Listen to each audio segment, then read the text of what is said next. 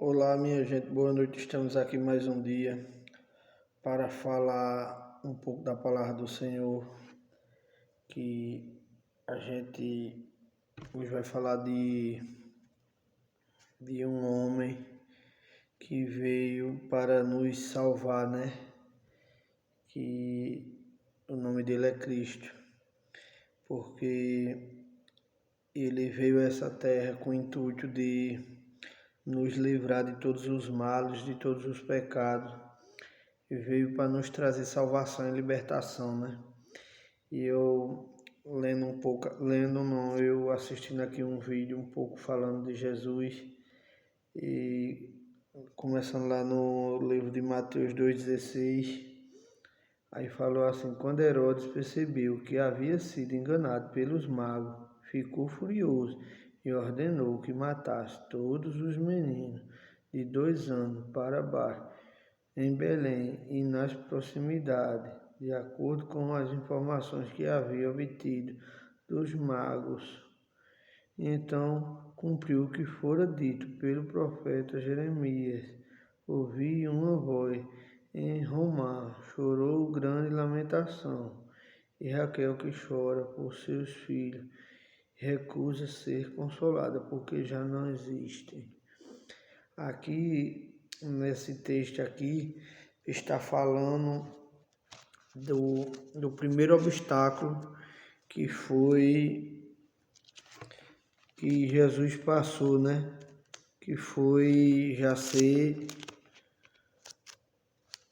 ser perseguido logo quando criança, né?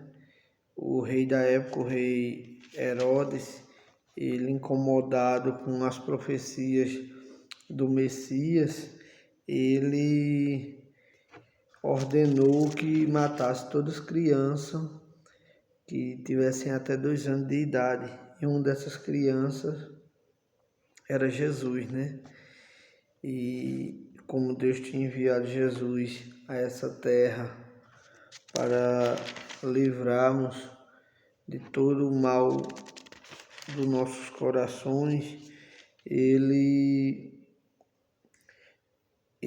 deram um jeito e conseguiram fugir para o Egito, né? E para você ver como o poder de Deus é grandioso, né? Matar todas as crianças, mas o Filho do Eterno permaneceu de pé, né? Fugiram e cresceu, né? E para levar a palavra e para criar seu ministério, né? E aí se criou um grande homem, conhecido como Jesus de Nazaré, né? Que ele fugiu da cidade de Nazaré. E você vê um homem que ele, por ser filho do Altíssimo, filho do Grande, ele veio ao mundo e foi tão simples, né? Tem pessoas aqui nesse mundo que tem algo de valor financeiro, quer passar por cima de todo mundo, humilhar, maltratar, né? Uma característica de Jesus era a sua humildade, né? Ele era humilde, tanto com quem fosse de posses, como quem não tivesse nada. Podia ser o menor daquela cidade, para ele era grande no reino de Deus. Ele, um apóstolo, um evangelista, mestre que ele ensinava, né? Um profeta e um pastor. Esses são 5 títulos que eu poderia dar milhares de títulos, mas que eu achei importante. Um apóstolo, um evangelista, um mestre, um profeta e um pastor. Tudo isso em um homem que veio para nos livrar, né? Que lá no livro de João 29 vai falar que ele é o Cordeiro de Deus, que lava o pecado do mundo, né? E foi tão sofrido a trajetória de Jesus durante o seu ministério, né? ele é rejeitado por muitos, acolhido por uma boa parte, mas rejeitado por muitos, né? Ele foi rejeitado até por quem ele ajudou, né? Durante seu ministério, rejeitaram eles em algum momento. A Bíblia fala que ele foi rejeitado até em Nazaré, né? Terra da sua mãe. Ele cresceu lá e lá ele foi rejeitado porque diziam que o cara se proclamar o Messias estava blasfemando, né? Mesmo depois dele ter feito milagres lá no casamento, até os que obteram milagres sob seus olhos, né? Duvidaram que ele era o Messias. Mas ele, com sua humildade, ele chegou a ser ameaçado de ser apedrejado, ele não baixou a cabeça. Ele pegou e continuou pregando seu ministério, que foi aproximadamente 3 anos e meio. Tão pequeno, né? Mas fez tantas coisas em 3 anos e meio. Você vê que existem pastores aí denominados às vezes por seu ego, que tem 40 anos de ministério, 50 anos, e não foi um terço da metade, não foi 1% do que Jesus fez em 3 anos e meio.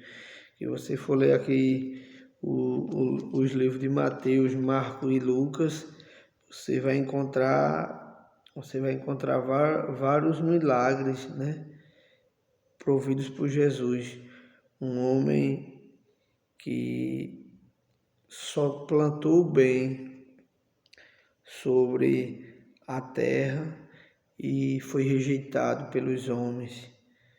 E até hoje o nome de Jesus é tão forte,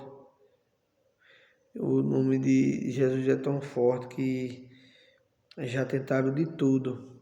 Eles tentam de tudo para defamar a Bíblia, né? Falar que ela é mentirosa e não conseguiram, né? Um livro que tem gente que lê ele 3, 4 vezes no ano e toda vez que termina de ler fica abismado, se renova. Já não é, você lê hoje o mesmo texto, daqui a 6 meses não condiz com a sua leitura anterior, porque ela se renova. O momento que você está passando, naquele momento que você lê a Bíblia, condiz muito com o momento que você está vivendo, os textos bíblicos. E quando você está num momento de sofrimento, ela consola. Quando você está num momento de bonança, ela aconselha. Quando você está num momento de doença, ela traz cura. Quando você está num momento conturbado, ela traz tranquilidade, ela se renova. A Bíblia condiz muito com o momento que você está passando na sua vida, porque ela é predestinada por Deus. No momento que você vai procurar a Bíblia para procurar algo do seu momento, Deus ele transforma aquele texto na sua mente num medicamento, né? Condiz muito com o medicamento. Se for um momento triste, ele traz uma alegria, porque a Bíblia ela é inexplicável. Um livro eu vou chutar aí, né? Eu não estou bem lembrado, mas que relatam que ela tem entre 5 e 6 mil anos de prescrição, né? Que ela começou a ser escrita há aproximadamente 5 mil anos. Falam entre 5 e 6 mil anos. E cada dia mais ela se renova, né? Aí você vê que a história mais recente fala em 2000 e alguns anos, né? Que é a história pós-Jesus, né? que é o Novo Testamento.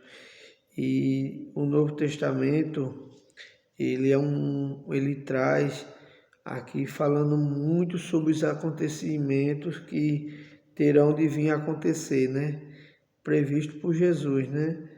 E você também for lá no livro de João, né? O apóstolo João, ele condiz todas as fatalidades que estão acontecendo nos dias de hoje, né?